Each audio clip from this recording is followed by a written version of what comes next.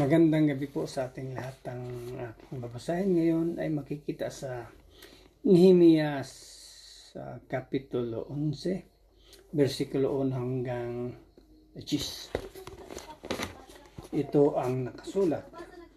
Ang mga pinuno ng bayan ay tumira sa Jerusalem at ang iba naman ay nagpalabunutan upang sa bawat 10 pamilya ay kumuha ng isang titira sa banal na lungsod. Ang siyam naman ay nanirahan sa iba't ibang bayan ng Juda. Pinupuri ang mga taong sinumang kusang loob na tumira sa Jerusalem. Ang ibang mga Israelita, mga pari, mga Levita, mga tagapaglingkod sa templo at ang mga angka ng mga lingkod ni Solomon ay sa iba't ibang bayan tumira sa kanilang lupain. Narito ang mga pangunahing mamayan ng Juda na nanirahan sa Jerusalem. Mula sa lipi ni Juda, si Atayas, na anak ni Uzzias at apo ni Zacarias.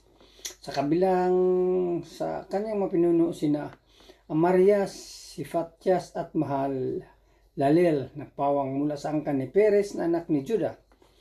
Si Maasiyas na anak ni Barok at apo ni Kulhusi. Kabilang sa kanyang mga ninuno sina Hasayas, Adias, Joairib at Zacarias. Mula sa angkan ni Sila. Ang kabubuan ng magigiting na lalaki mula sa angkan ni Perez ay 46,800. Mula sa lipi ni Benjamin, sina Salo na anak ni Mesulam at apo ni Joed at iba pa niyang ninuno ay sina Pidjas, Kulaiyas, Maasiyas, Itil at Jisayas. Sina Gabay at Salay ay malapit na kamag-anak ni Salo. Lahat-lahat ay 928 Benjaminita. Ang pinuno nila ay si Joel na anak ni Sikri at ang kanang kamay nito ay si Juda na anak ni Hisinua. Sa mga pari naman ay kabilang ang mga sumusunod. Si Jedaias na anak ni Joarib, si Joaquin. Ayun lang po, maraming salamat. Purihin ang Panginoon. God bless. Isang mapagpalang gabi po sa ating lahat. Ngayong gabi po, ang aking babahagi mula sa aklat ni Nehemiah, Kabanata 11, talata 11 hanggang 15. Si Seraias na anak ni Hilkias at apo ni Mesulam, kabilang din sa kanyang mga ninuno, sina Sadok na anak ni Merayot at si Ahitob na pinakapunong pari. Ang kabuuan ng angkan niyang naglingkod sa templo ay 822. Kabilang din sina Adayas na anak ni Jeroham at apo ni Pelalias. Ang kasama sa mga ninuno niya ay sina Amsi, Zacarias, Pasur at Malkihiyas. Ang kabuang bilang ng mga pangulo ng sambahayan sa kanyang angkan ay 242. Kasama rin sa tumira sa Jerusalem si Amasai na anak ni Azarel at apo ni Azai. Ang kasama ninuno niya ay sina Mesilemot at Immer. Ang kabuang bilang ng mga bahagi ng angkan ito na magigiting na mga kawal ay 128. Ang kanilang pinuno ay si Sabdiel na mula sa isang kilalang pamilya. Mula sa mga Levita, si Semayas na anak ni Hasu at apo ni Asrikam, kabilang sa kanyang mga ninuno sina Hasabias at Buni. Purihin po ang mga lumika sa pagkakabasa ng kanyang salita. Amin. Isang mapagpalang gabi po sa ating lahat. Ang akin pong babasahin ngayon ay mula sa libro ng Nehemiah chapter 11 verses 16 to 25.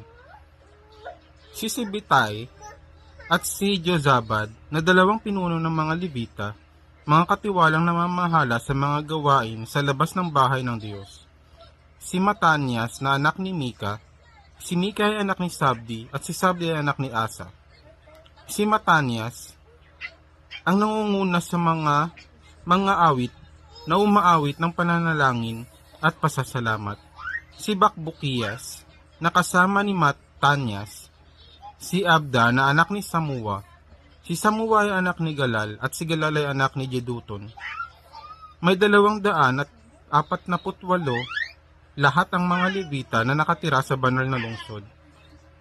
Mula sa mga tagapagbantay ng mga pintuan, si Akub at si Talmon at ang mga kasama nilang 172 lalaking tagapagbantay ng pintuan ng templo. Ang ibang mga Israelita pati ang mga pari at mga Levita ay nakatira sa mga lupaing minana nila sa kanilang mga ninuno sa iba't ibang bayan ng Juda. Ngunit ang mga tagapaglingkod sa templo na pinangungunahan ni Ziha at Gispa ay doon tumira sa bulubundukin ng Ophel.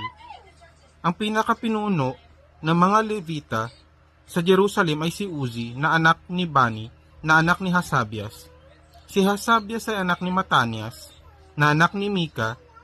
Si Uzi ay isa sa mga angka ni Asaph na mga awit sa bahay ng Diyos. Ang hari ang nag-uutos sa kanila tungkol sa mga gagawin nila sa bawat araw. Si Patayas na anak ni Mesezabel na isa sa mga angka ni Zera na anak ni Juda, ang kinatawan ng hari sa bayan sa lahat ng mga bagay na patungkol sa mga tao. Ang ibang mga mamamayan ng Juda ay nakatira sa mga bayan na malapit sa mga lupain nila. Ang iba sa kanila ay nakatira sa Kiriat Arba, Dibon, Jekabzeel, at sa mga nayon sa paligid ng mga bayang ito. Amen. God bless po. Hello po, good evening. Ang aking Bible verse for today is from the book of Nehemiah, chapter 11, verses 26 to 30. Ang iba sa kanila ay tumira sa mga lungsod ng Jeshua, Molada, Bet-Pelet, Hasar-Shual, Beer-Seba, at sa mga nayong nakapaligid dito. Nanirahan din sila sa mga lungsod ng Siklag, Mekona, at sa mga nayong nakapaligid dito. Sa En, Rimon, Zora, Jarmut, Zanoa, Adulam, Laquis, at sa mga kalapit, Bukirin, at sa Azeka, at sa mga nayon nito. Nanirahan sila sa nasasakupan ng lupaing nasa pagitan ng Beer-Seba, sa timog at ng libis ng Ben-Hinnom sa Hilaga. Amen. Ang mabuting balita ng ating Panginoon. God bless. So muli po, purihin ang Panginoon sa panibagong pagkakataon na ibinigay po muli sa atin na tayo makapagpatuloy sa pagbabasa ng Biblia na ginagawa po natin sa bawat araw. At tayo po ay nasa Nehemias, no? Chapter 11, verse 31 to 36 ang itinilaga po sa atin. At dito po natin makikita na talagang binigyan ng pagkakataon muli yung mga Israelita na sa kanilang pagbalik ay makapanirahan muli sila doon sa lugar na kung saan ay ipinangako ng Panginoon. So dito makikita po natin yung katapatan ng Panginoon sa kanyang mga salita na nangyari muli sa mga Israelita na sila ay ibinalik mula doon sa pagkakabihag na talagang Diyos ay maitinakdang lugar para sa kanila. At dito makikita natin yung pagkakaisa, yung kaayusan, no? At talagang yung pagkakabalik na nila galing sa pagkabihag, no? Ay marami po silang natutunan. At dito ay makikita natin na hindi lamang yung mga pader yung pinatatag sa kabanata na ito, kundi pinatatag din, no? yung mga tao na kung saan makikita po natin dito na talagang ibinalik yung mga tao doon sa mga lugar, sa kanilang mga komunidad na kung saan kung dapat sila makapamuhay. So dito makikita po natin yung panunumbalik, no, ng mga Israelita sa lugar na ipinakda ng Panginoon na hindi po ito nakabatay, no, doon sa mga estruktura.